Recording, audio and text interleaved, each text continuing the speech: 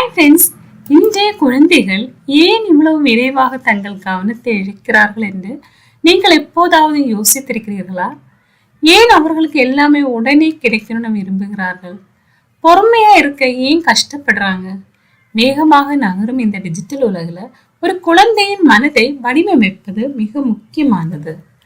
ஆனா கவலைப்படாதீங்க, இன்று உங்கள் குழந்தை ஒரு புத்திசாலியான, பொறுமையான மற்றும் மன வலிமையான நபராக வளருவதும் 3 எளிய ஆனால் சக்தி வாய்ந்த குறிப்புகளை நான் பகிர்ந்து கொள்ள போகிறேன்.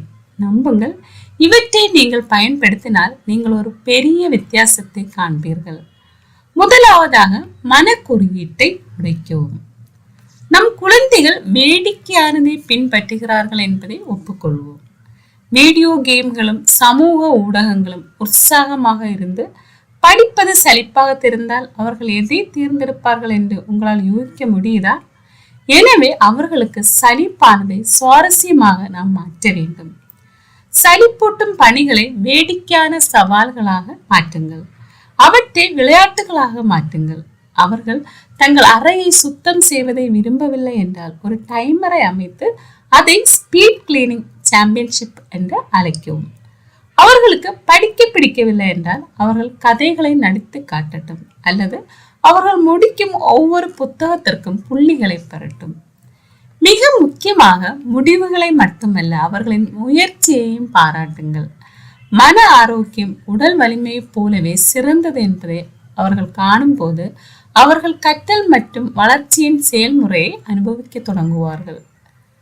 இரண்டாவதா, அவர்களை வெகுமதிக்கும் முறையை மாற்றி அமையுங்கள். இன்றைய உலகம் உடனடி திருப்தியை விரும்புகிறது.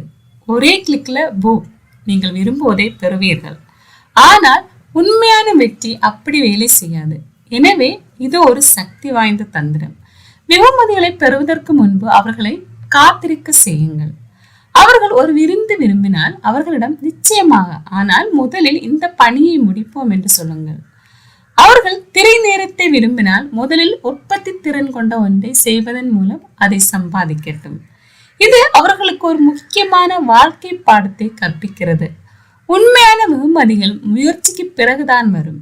இதை புரிந்து கொள்ளும் போது அவர்கள் பொறுமை, ஒழுக்கம் மற்றும் அவர்கள் விரும்புவதை அடைய உழைக்கும் மனநிலையை வளர்த்துக் கொள்வார்கள்.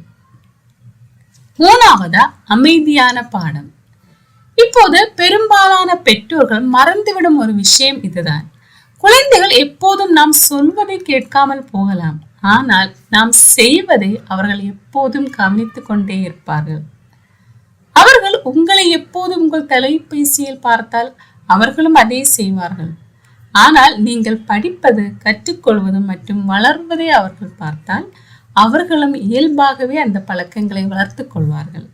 எனவே என்ன செய்ய வேண்டும் என்று மட்டும் சொல்வதற்கு பதிலாக அவர்களுக்கு தேவையான முன் மாதிரியாக இருங்கள். ஆர்வம், பொறுமை மற்றும் முயற்சி மதிப்பு மிக்கவை என்பதை அவர்களுக்கு காட்டுங்கள். அவர்கள் உங்கள் வழியை பின்பற்றுவார்கள். சரி, இன்றே தொடங்குவோம். கற்றலை வேடிக்கையாக்குங்கள். பொறுமையை கற்றுக் கொடுங்கள். மிக முக்கியமாக முன் மாதிரியாக இருங்கள். ஏனென்றால் உங்கள் குழந்தைக்கு நீங்கள் கொடுக்கக்கூடிய சிறந்த பரிசு வலிமையான மற்றும் ஆரோக்கியமான மனம்.